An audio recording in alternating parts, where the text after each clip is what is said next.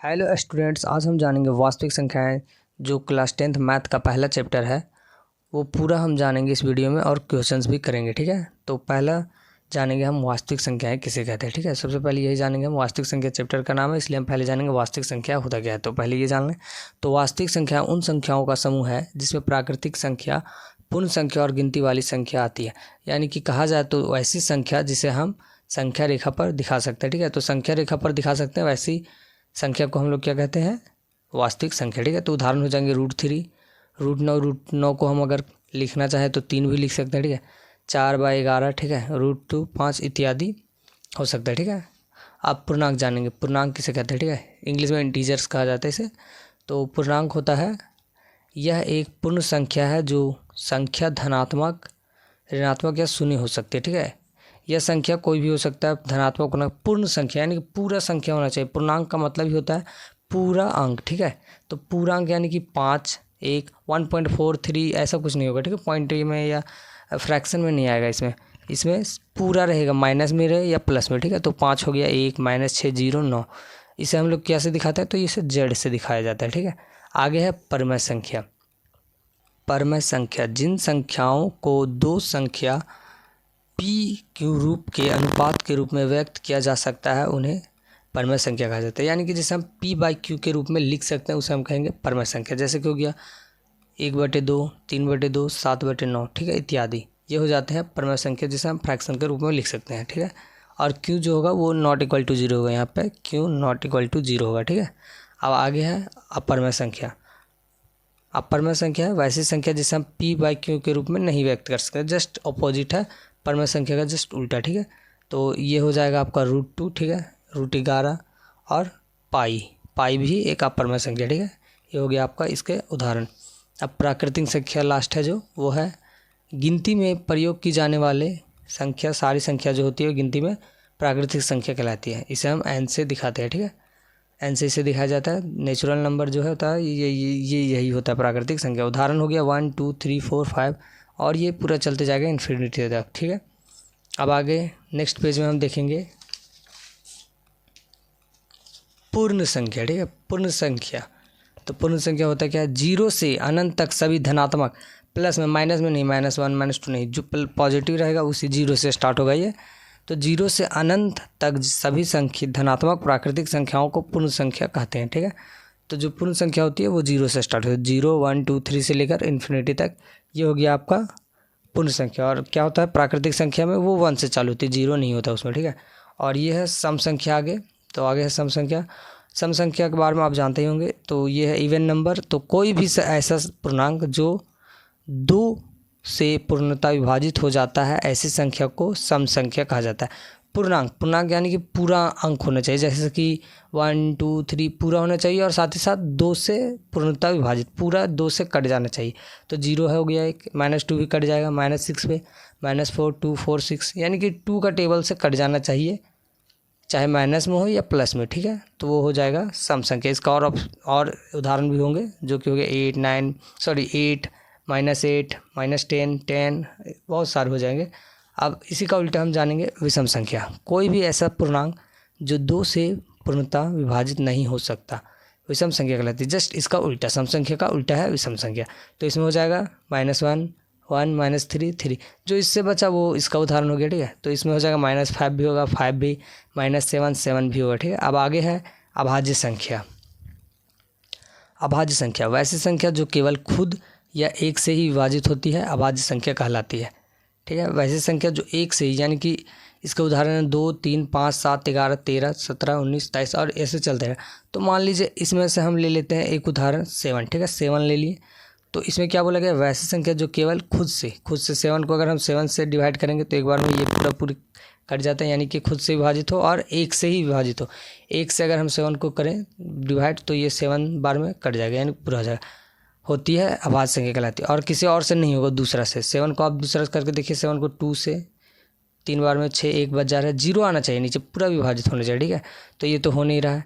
आप किसी से भी चेक कर सकते हैं, ये संख्या नहीं होगी। ठीक है, तो उसे कहते हैं हम लोग अभाज्य संख्या, जो खुद से और एक से ही विभाजित हो, उसे कहते हैं अभाज्य संख्या। ठीक है, अब भाज्य संख्या में जस्ट उसका उल्टा, ऐसी संख्या जो एक से विभाजित हो, एक से भी इसमें विभाजित होगा और खुद से भी होगा और साथ ही साथ किसी अतिरिक्त से भी होगा। जैसे कि इसका उदाहरण ले लेते हैं 10, ठीक है। तो 10 है, 10 खुद से भी विभाजित होगा। देखिए 10 को 10 से दे रहे हैं 10 को एक बार में, तो हो जा रहा है। अब इसी को हम ये एक और खुद से तो हो ही रहा है और एक से भी दे के देखते हैं, हो रहा है एक से भी। अब इसे हम करके देखेंगे दूसरी संख्या से भी, बोला अतिरिक्त, किसे अतिरिक्त, अतिरिक्त का मतलब दूसरी। तो इसमें हम देखेंगे 2 से देखे 10 को, तो 5 बार में 10 जा रहा है, ठीक है। 5 से भी 10 जा रहा है 2 बार में, ठीक है। तो ये अतिरिक्त से भी जा रहा है। तो ऐसी संख्या नहीं होगा अभाज्य संख्या, ये नहीं होंगी, ये होगी भाज्य संख्या। तो ये हो गए भाज्य संख्या के उदाहरण। अब आगे हम नेक्स्ट पेज में जानेंगे यूक्लिड विभाजन प्रमेय का, ठीक है। तो ये जानेंगे हम। तो परिचय इसका क्या होता है वो जान लेते पहले, ये क्या है। तो यह एक एल्गोरिथम है। क्या है? ये एक एल्गोरिथम है जो ग्रीक गणितज्ञ यूक्लिड द्वारा दिया गया था। ग्रीक के जो गणितज्ञ थे उनके द्वारा ये दिया गया था एल्गोरिथम। तो यह परिमिका वास्तविक संख्याओं के विभाजन पर आधारित है। जो वास्तविक संख्या पर उसी के आधार उसी पर आधारित है, विभाजन के रिलेटेड विभाजन से। तो विभाजन एल्गोरिथम के अनुसार जब हम किसी संख्या को किसी अन्य संख्या से विभाजित करते हैं तो हमें दो संख्याओं का एक भागफल और एक शेषफल मिलते हैं। जैसे कि हम मान लीजिए 7 को हम 10 से 10 को 7 से करना है तो ये एक बार में चला जाएगा, ठीक है, 7, और ये 3 आ जाएगा, ठीक है। जब दो संख्या करते हैं तो कुछ आता है, ये आ जाता है आपका भागफल और ये आ जाता है आपका शेषफल, ठीक है। तो कुछ ना कुछ आता है, वही यहाँ पे इसका कहने का मतलब हो गया, ठीक है। तो एल्गोरिथम के अनुसार क्या होता है, भाज्य इक्वल टू भाजक इंटू भागफल प्लस शेषफल। यानी कि देखिए ये हो जाता है आपका भाज्य, ठीक है, बीच वाला हो जाता है भाज्य, यानी कि यहाँ बीच में लिख देते हैं, बीच वाला हो जाता है आपका भाज्य, ठीक है। और ये इधर जो रहता है वो हो जाता है भाजक, ठीक है। और इधर जो रहता है वो हो जाता है भागफल, और जो नीचे घटा के बचता है उसे हम लोग कहते हैं शेषफल, ठीक है। ये हो गया आसान भाषा में। तो ये वही भाज्य जगह पे ए मान लिया गया है, भाजक जगह पे बी और भागफल जगह पे क्यू, दोनों को गुना किया है। उसके बाद शेषफल हो गया आर आपका जो जोड़ में है, ठीक है, जहाँ पे यहाँ पे लिखा भी गया है। तो अब ये इसी से रिलेटेड हम इसका एक क्वेश्चन जानेंगे। तो क्वेश्चन है, उदाहरण दिया गया है, मान लीजिए उसी का क्वेश्चन है। तो यूक्लिड विभाजन एल्गोरिथम, ऐसे क्वेश्चन किताब में भी आपके दिए गए हैं, तो ये आप समझ लीजिएगा, किताब वाले सारे बन जाएंगे ऐसे क्वेश्चन। यूक्लिड विभाजन एल्गोरिथम का प्रयोग करके 135 और 225 का एचसीएफ निकालना है, ठीक है।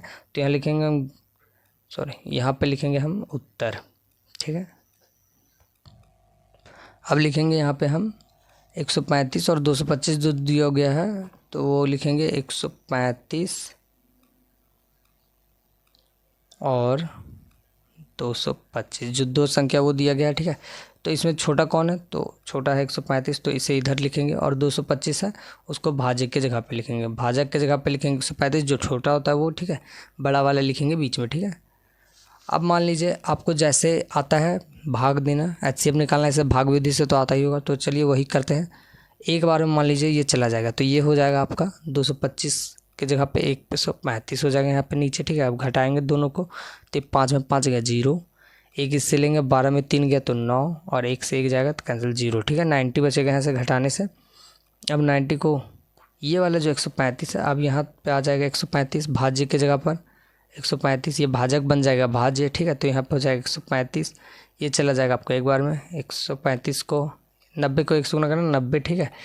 और ये नीचे आ जाएगा आपका 45, ठीक है। 45 को अब यहाँ पे तो चाहिए हमें भाज्य, 45 भाजक होगा, अब इसे के लिए तो भाज्य चाहिए, तो ये वाला फिर आ जाएगा यहाँ पे, यहाँ वाला यहाँ वाला यहाँ, ठीक है। तो ये हो जाएगा 90, ये 90 45 के टेबल में 2 बार में आता है, तो ये हो जाएगा 90 कैंसिल, ठीक है। और एचसीएफ क्या होता है, ये वाला, ठीक है। तो वही हम यहाँ पे लिखेंगे इसलिए यूक्लिड विभाजन एल्गोरिथम से भाज्य बराबर भाजक इंटू भागफल प्लस शेषफल, ठीक है। तो यहाँ पे भाज्य है, वो भाज्य कितना है यहाँ पे 225, तो वही लिखना देख देख के बस, यहीं से 225 है तो ये 225 यहाँ पे रखेंगे, इक्वल टू भाजक कितना है 135, तो 135 लिखेंगे, इंटू भागफल कितना आया था 1, ठीक है, प्लस शेषफल घटाने से कितना है 90, तो यहाँ पे लिखेंगे 90, ठीक है। ये हो गया। अब फिर से भाज्य देखेंगे हम, दूसरा स्टेप में। ये हो गया स्टेप 1 इतना, ठीक है। ये स्टेप 2, ठीक है। तो स्टेप 2 में स्टेप 2 वाला लिखेंगे तो ये हो जाएगा 135 भाज्य, ठीक है। भाजक 90 तो 90 लिखेंगे यहाँ पे, इंटू भागफल 1 तो 1 प्लस शेषफल यहाँ पे आया था घटाने पे 45 तो 45 लिखेंगे। अब तीसरा स्टेप हो गया ये, तो यहाँ पे लिखेंगे 90, ये भाजक हो जाएगा 45 इंटू 2 बार में गया 2 प्लस शेषफल कुछ नहीं तो 0, ठीक है। ये हो गया। अब यहाँ पे डायरेक्ट HCF हम जान रहे 45 है, ये 45 हो गया HCF, तो लिखेंगे इसलिए HCF इक्वल टू 45 आंसर, ठीक है। अब जो यूक्लिड विभाजन एल्गोरिथम का कथन है वो हम जानेंगे। पहले कथन क्या है, तो यदि हम एक धनात्मक पूर्णांक A को धनात्मक पूर्णांक B से, दोनों पॉजिटिव है, ठीक है, विभाजित करते हैं तो हमें भागफल Q और शेषफल R के रूप में दो पूर्णांक मिलती है। हम इस संबंध को इस तरह लिख सकते हैं, जो वही भाषा लिखा गया उसी को यहाँ पे इक्वेशन में लिखा गया। तो ये लिखा गया है A equal to BQ plus R, ठीक है। तो जहाँ पे R क्या है भैया और B क्या है, तो वो R जो उसका वैल्यू है वहाँ पे वो B से छोटा होगा R, ठीक है, और 0 के बराबर हो सकता है या फिर 0 से बड़ा हो सकता है, ठीक है। ये हो गया इसका कहने का मतलब, ठीक है। और बाकी बात तो आपको पता ही, A भाज्य है, B भाजक है और Q जो है वो भागफल है और R है शेषफल है, ठीक है। अब उदाहरण से हम समझते हैं इस पर क्वेश्चन क्या आता है एग्जाम में, ठीक है। तो उदाहरण दिया गया, दर्शाइए कि कोई भी धनात्मक पूर्णांक यानी कि विषम पूर्णांक के बारे में पूछा गया। यहाँ पे छूट गया था लिखना विषम, तो ये हो गया धनात्मक विषम पूर्णांक 4Q प्लस 1 या 4Q प्लस 3 के रूप का होता है, जहाँ Q कोई पूर्णांक है, ठीक है। ये क्वेश्चन दिया गया हमारे पास। अब यहाँ पे लिखेंगे हम हल, ठीक है। अब हम लिखेंगे धनात्मक पूर्णांक मानेंगे, ठीक है। तो धनात्मक पूर्णांक क्या होता है, तो धनात्मक पूर्णांक हमने ऊपर पढ़ा होता है A equal to PQ plus R, ये होता है धनात्मक पूर्णांक, ठीक है। जहाँ पे ऊपर क्वेश्चन में यहाँ पे क्या दिया हुआ हमें 4Q प्लस 1, ठीक है। तो दिया तो B की जगह पे क्या दिया है 4, ठीक है। तो B इक्वल टू हो जाएगा 4, ठीक है। और R की जगह पे क्या दिया हुआ है 1 दिया हुआ है, तो 1 लिखेंगे नहीं क्योंकि 4 दिया हुआ है हमारे पास। तो 4 क्या होता है ये, तो हमने वहाँ पे क्या पढ़ा था, एक कंडीशन पढ़ा था, जो R होता है, ठीक है, वो 0 के बराबर होता है या 0 से बड़ा होता है, ठीक है। और जो B होता है उससे छोटा होता है R का वैल्यू। तो B कितना दिया हुआ है 4, तो R क्या हो सकता है यहाँ पे 0 हो सकता है, 1 हो सकता है, 2, 3, 4 नहीं होगा क्योंकि B से छोटा रहना चाहिए। B के 4 है तो 4 से छोटा 3 तक ही जाएगा ये, ठीक है। हम R का मान रखेंगे, ठीक है, एक एक करके रखेंगे R का मान। तो A1 हो जाएगा ये, ठीक है, ये इस पर रख रहे हैं A1 हो जाएगा ये, ठीक है। तो लिखेंगे A1 इक्वल टू 4Q है, ठीक है। 4Q B की जगह पे 4 का वैल्यू 4 बैठा रहे हैं, ठीक है, यहाँ पे जो दिया हुआ है हमारे क्वेश्चन में, प्लस R की जगह पर वो 0 बैठाएंगे एक बार, ठीक है। तो ये हो जाएगा, जोड़ेंगे 4Q हो जाएगा। ये क्या हो रहा है समपूर्णांक हो रहा है, ठीक है। Q की जगह पर कोई भी आप बैठा लीजिए सम ही आएगा, ठीक है। अब A2 देखेंगे, ठीक है। तो A2 हो जाएगा 4Q प्लस 1 लेंगे, 0 ले लिए एक बार 1 लेंगे, ठीक है। तो ये हो जाएगा 4Q प्लस 1 ही रहेगा, तो ये हो जाएगा विषम पूर्णांक, ठीक है। ये विषम पूर्णांक हो गया। अब A3 लेंगे, ठीक है। तो A3 हो गया आपका 4Q प्लस 2 इक्वल टू हो जाएगा वही समपूर्णांक। एक ही चीज़ को बार बार क्यों लिखे, एक बार लिख दिए तो समपूर्णांक हो जाएगा ये, ठीक है आपका। अब एक और बच गया जो 3 है, A4 हो गया आपका 4Q और 3R का वैल्यू एक बार ले रहे हैं, तो ये हो जाएगा विषम पूर्णांक, ठीक है। तो यहाँ पे सम कौन कौन से, ये और ये सम है, ये और ये विषम पूर्णांक है। तो लिखेंगे अतः कोई भी, जो क्वेश्चन में लिखा वही लिख देना है सेम, कोई भी धनात्मक पूर्णांक, सॉरी धनात्मक यहाँ पे फिर छूट जा रहा है बार बार, विषम पूर्णांक 4Q प्लस 1 या 4Q प्लस 3 के रूप का होता है, ठीक है, जहाँ Q कोई पूर्णांक है। समझ में आ गया। तो ऐसे ही ऐसा वाला क्वेश्चन रहता है 6Q पे आता है, फिर आता है बहुत 6Q पे आता है, 4Q पे, ये वाला तो हमने बनाए रखा। बहुत से ऐसे ही आपको चेंज करके देगा, पूछेगा उसमें यहाँ पे विषम पूछा उसमें सम पूछेगा, बस ऐसे ही बना देना और लास्ट में जो क्वेश्चन रहेगा उसी पे बैठा के लिख देना, जैसे हमने यहाँ पे लिख रखा है, ठीक है। तो ऐसे ही आएगा, आपको पूरे के पूरे नंबर मिलेंगे, एक भी नंबर काटा नहीं जाएगा, ठीक है। अब आगे बढ़ते हैं नेक्स्ट पेज पे। अभाज्य गुणनखंड कैसे करते हैं वो हम जानेंगे, ठीक है। मान लीजिए आपके पास 24 दे दिया गया है, ठीक है। तो अभाज्य गुणनखंड करने के लिए हम क्या करते हैं, अभाज्य संख्या से ही इसको गुणनखंड करते हैं, ठीक है। तो अभाज्य संख्या होता है 2, 3, 5, 7, 11, 13 होता है, ठीक है। उसका आगे भी होता है 17, 19, आगे की बात हम नहीं कर रहे, पहले यहाँ पे इतना जान लेते हैं कि आसान भाषा में कैसे किया जाता है, ठीक है। तो पहले हम पहली वाली जो होती है अभाज्य संख्या उससे देकर देखेंगे, डिवाइड पहले करके देखेंगे, ठीक है। 2 को हम 24 से डिवाइड कर रहे हैं तो ये जा रहा है एक बार में 2, ठीक है। 4 आ रहा है 2 बार में 4, ठीक है।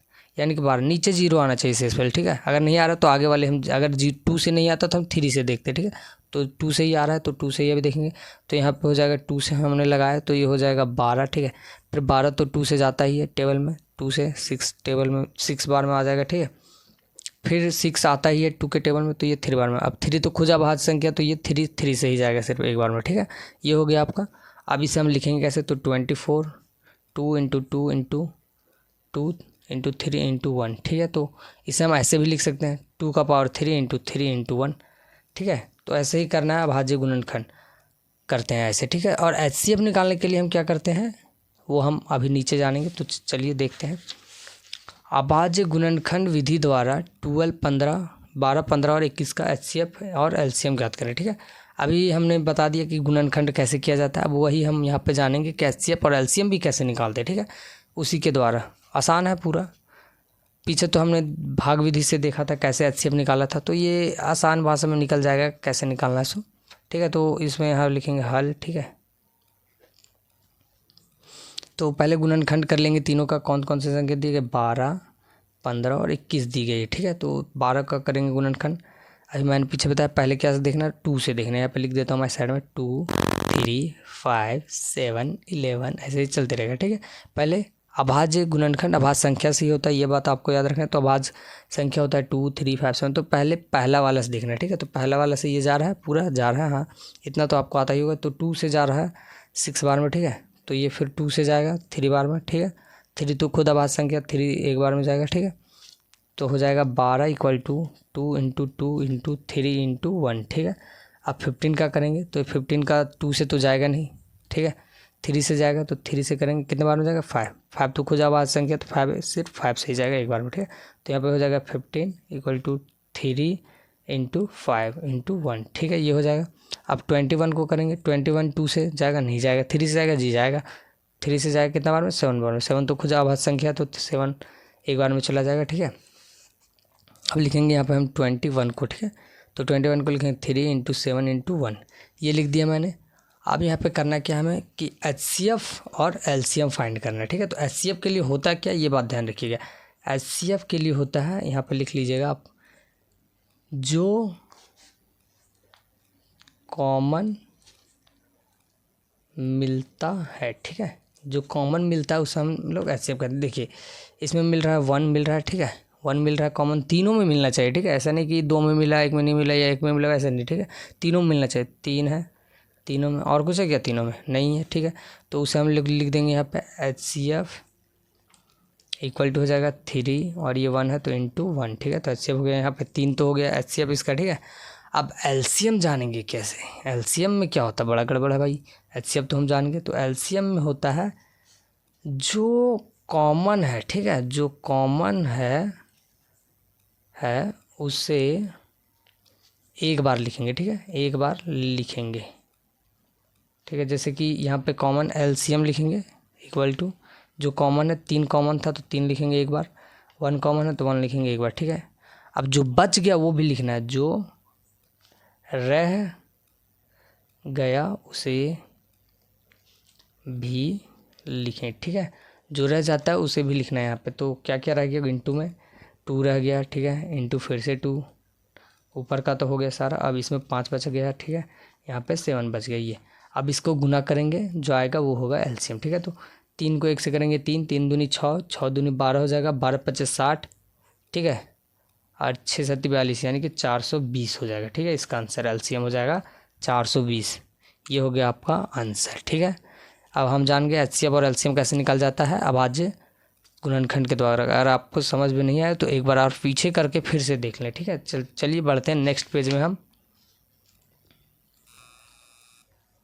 नेक्स्ट है एक सूत्र दिया हुआ है हमारे पास, दो संख्याओं का गुणनफल यानी कि a इंटू बी है गुणनफल, उसका जो इक्वल होगा यानी कि जो बराबर होगा ये दोनों गुणनफल, वो होगा एलसीएम और एचसीएफ के गुणनफल के बराबर होगा। ठीक है, एचसीएफ और एलसीएम को हम गुना करेंगे, एलसीएम और एचसीएफ को, तो वो a इंटू बी जो 10 संख्या रहेगा उसके गुणनफल के बराबर होगा। तो इससे क्वेश्चन कैसे आता है वो हम पहले जानेंगे। ठीक है, नीचे दिया गया है, आप क्वेश्चन देख भी सकते हैं। एचसीएफ 306 एक संख्या दिया गया है और 657। ठीक है, दो संख्या दिया गया जिसका है एचसीएफ 9 है। ठीक है, और एलसीएम हमें इसका ज्ञात करना है। ठीक है, दोनों संख्याएं सेम है तो ज्ञात करते हैं। दोनों संख्या कहने का मतलब सेम है, यहाँ पे एचसीएफ इसका और एलसीएम। ठीक है, ये नहीं कि ये दोनों सेम है। ठीक है, तो चलिए शुरू करते हैं। तो हम क्या जानते हैं, दो संख्याओं का गुणनफल equal to LCM into HCF. ठीक है, ये जानते हैं हम लोग। तो दो संख्या क्या है, 306, ए इक्वल टू 306 है और बी इक्वल टू है 657। ठीक है, ये है दिया हुआ हमारे पास। अब हम इसका फॉर्मूला बैठाएंगे। ठीक है, तो और एक चीज़ और दिया हुआ है, एचसीएफ इक्वल टू 9। ये तीन चीज़ हमारे पास दिया गया है। ठीक है, अब इसको बनाना कैसे, तो लिखेंगे दो संख्याओं का गुणनफल इक्वल टू एचसीएफ, आगे भी लिख सकते कोई दिक्कत नहीं, एचसीएफ इंटू एलसीएम। ठीक है, ये लिख देंगे। तो दो संख्या क्या है, 306 इंटू 657, ये है दो संख्या। और बराबर कितने के, एचसीएफ हमारे पास दिया हुआ है 9। ठीक है, और एलसीएम हमें निकालना है, तो एलसीएम यहाँ हो जाएगा। अब यहाँ पे करेंगे 306 इंटू 657, ये इधर गुना में इधर आ जाएगा तो भाग में हो जाएगा ये। ठीक है, बेसिकली ऐसा होता नहीं है लेकिन हम लोग कहते हैं कि इधर आएगा तो भाग में हो जाएगा गुना में, लेकिन दोनों तरफ से डिवाइड दिया जाता है। चलिए उतना हम डिटेल्स में बात नहीं करेंगे और एग्ज़ाम में वैसे दिखाया नहीं जाता वो सब। तो ये इधर आ गया तो ये हो गया भाग में। ठीक है, गुना में था तो एलसीएम। ठीक है, तो ये अब 9 है नीचे और ऊपर है 306। ठीक है, तो ये 3 से तो कट जाएगा। ठीक है, ये कट जाएगा 3 बार में। ठीक है, ये हो जाएगा 102 बार में। ठीक है, फिर 3 रह गया, फिर 3 से इसे देंगे तो ये हो जाएगा 3 बार में 9, एक बचेगा 2 यानी कि 4 तिया 12। ठीक है, ये बचेगा एलसीएम इक्वल टू हो जाएगा आपका यहाँ पे 34 रह गया, तो ये हो जाएगा 34 इंटू 9 से डिवाइड कर दिया 306 को तो 34 बार में चल गया। ठीक है, तो इंटू 657। अब इसे गुना करेंगे हम, तो गुना कर लेते इधर 657 इंटू 34, 7 चौके 28। ठीक है, हाथ में 2, 4 बजे 20, 2 22। ठीक है, हाथ में 2, फिर 4 छके 24, 25 26, 26 हो जाएगा यहाँ पे। 7 21, 1 हाथ में 2। ठीक है, फिर 5 तिया 15, 16 17 हाथ में 1, 6 तिया 18, 1 19 हो जाएगा। ठीक है, ये हो जाएगा। तो यहाँ पे जोड़ेंगे, ये हो जाएगा 22 33 8, तो ये इसका एलसीएम आ जाएगा 22 33 8, यानी कि 22,338 हो गया इसका एलसीएम।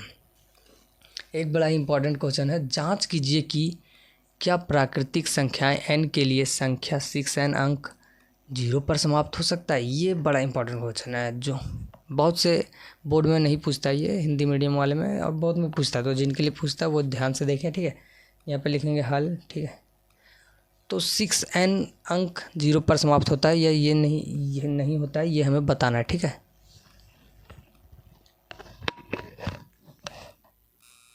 क्वेश्चन में हमें बोला गया है कि 0 पे समाप्त होगी। ठीक है, तो 0 पे समाप्त होने के लिए उसका अभाज्य संख्या में से 5 आना चाहिए। ठीक है, अभाज्य संख्या में से 5 आना चाहिए उसके, तो यहाँ पे हम देखेंगे 5 से विभाज्य होना चाहिए यानी कि। ठीक है, तो जैसे कि मान लीजिए 6 दिया गया, 6n दिया गया। ठीक है, तो 6n का हम अगर 6 का करेंगे गुणनखंड तो ये 2 और 3 आ जाएगा। ठीक है, 3 दूनी 6। ठीक है, और 3 का फिर से देंगे तो 1 हो जाएगा। ठीक है, तो लेकिन ये हो जाएगा आपका 2 इंटू 3 का पावर n। ठीक है, तो इसमें तो 5 आ नहीं रहा है। ठीक है, तो ये जांच कीजिए कि क्या प्राकृतिक संख्या n के लिए संख्या 6n अंक 0 पर समाप्त हो सकती है, तो ये नहीं हो पाएगी। ठीक है, इस पे हम लिखेंगे कैसे वो हम जानते हैं, पहले लिखेंगे कैसे। ठीक है, तो लिखेंगे यहाँ पे संख्या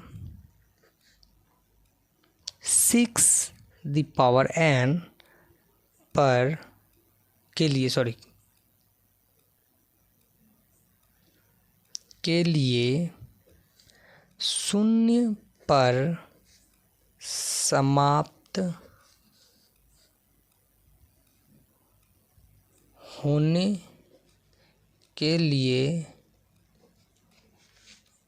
5 से विभाज्य होगी। ठीक है, ये 5 से विभाज्य होना चाहिए। ठीक है, अगर शून्य पे आना है तो इसे। ठीक है, ये सब मैंने ऐसे रफली बताया, ये लिखना है यहाँ पे एग्जाम में। संख्या 6n के लिए शून्य पर समाप्त होने के लिए 5 से विभाज्य होना चाहिए। ठीक है, और इसमें कई जब हम करेंगे गुणनखंड तो ये हो जाएगा आपका, क्योंकि 6n जो है इक्वल टू वो 2 × 3n हो जाएगा। ठीक है, यानी कि इसमें तो 5 आ नहीं रहा है। ठीक है, तो लिखेंगे यह केवल 2 और 3 से विभाज्य है। ये तो 2 और 3 से केवल विभाज्य है। ठीक है, 5 से तो है नहीं, तो इसमें ये नहीं हो जाएगा, 0 पे समाप्त नहीं होगा। ठीक है, इसमें तो लिखेंगे इसलिए इसमें ऐसी कोई भी संख्या नहीं है जिसके लिए 6n अंक 0 पर समाप्त होगी। ठीक है, ये हो जाएगा इसका आंसर। ठीक है, इतना ही लिखना है। अब आगे बढ़ते हैं नेक्स्ट पेज में, हम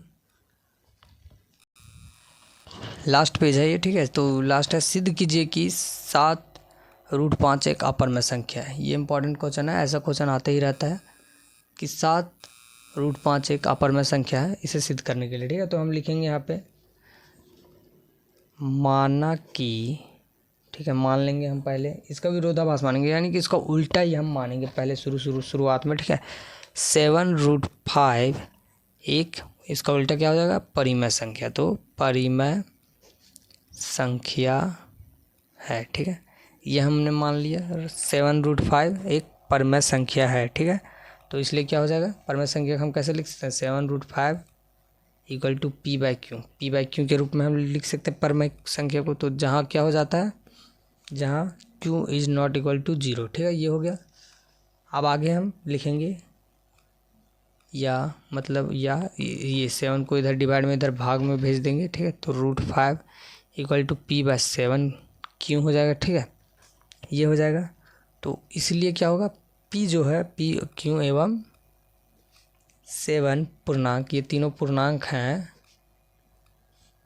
इसीलिए ये तीनों पूर्णांक हैं, इसलिए p7 क्यों एक परिमेय संख्या। ठीक है, परिमेय संख्या है, ये हो जाएगा।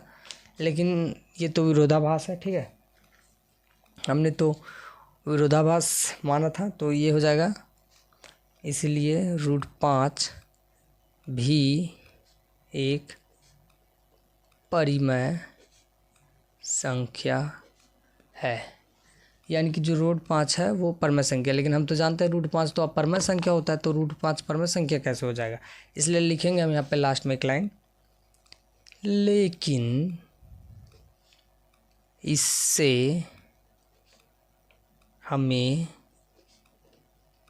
विरोधाभास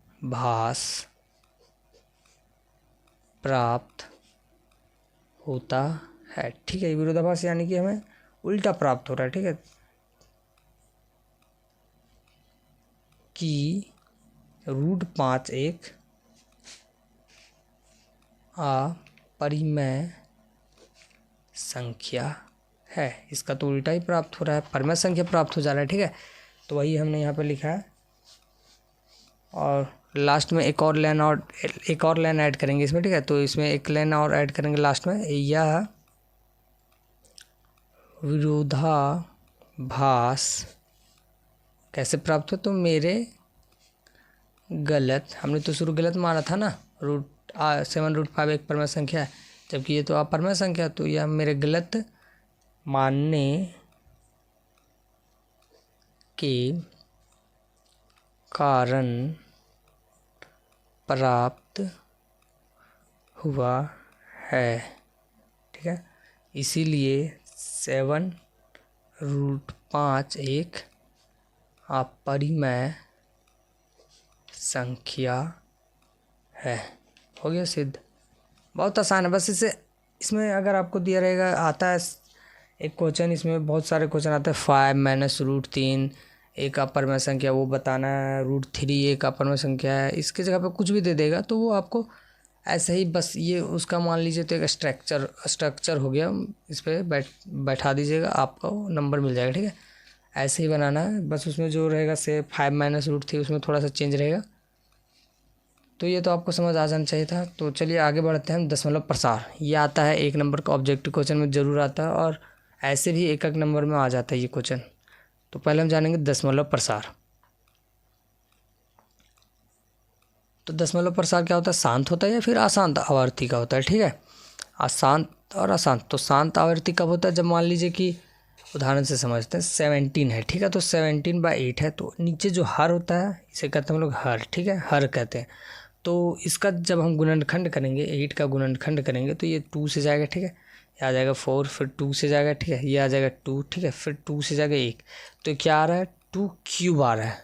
क्या आ रहा है? 2 क्यूब आ रहा है। ठीक है, टोटल 8 का 2 क्यूब आ रहा है। ठीक है, तो यहाँ पे 17/2 का क्यूब लिख सकते हैं ज़रूर। तो ये हो जाएगा। तो यहाँ पे क्या होना चाहिए? नीचे 17 2 का पावर n या फिर 5 का पावर m। ठीक है, ये नीचे आना चाहिए आपका 2 का पावर n 5 का पावर m। इसमें से अगर नीचे आ गया ये दोनों तो समझिए आपका काम हो गया। ठीक है, तो ऐसे ही यहाँ पे देखिए 17/8 है, तो उसका हम जब किए गुणनखंड नीचे वाले का तो 2 का पावर 3 आया। अब 5 तो है नहीं भैया, तो 5 क्या करेंगे? हम अपने से रखेंगे और 5 का 0 पावर कर देंगे, तो किसी का भी पावर 1 हो जाएगा, तो फिर वापस से तो 2 का पावर 3 आ जाएगा। तो ये है शांत आवर्ती। ठीक है, ऐसे अगर नीचे वाला को तोड़ेंगे और आ गया 2n × 5m के पावर में, तो इसे लिखेंगे शांत है। इसका दशमलव प्रसार शांत है। ठीक है, अब इसमें चेक कर लेते हैं। वही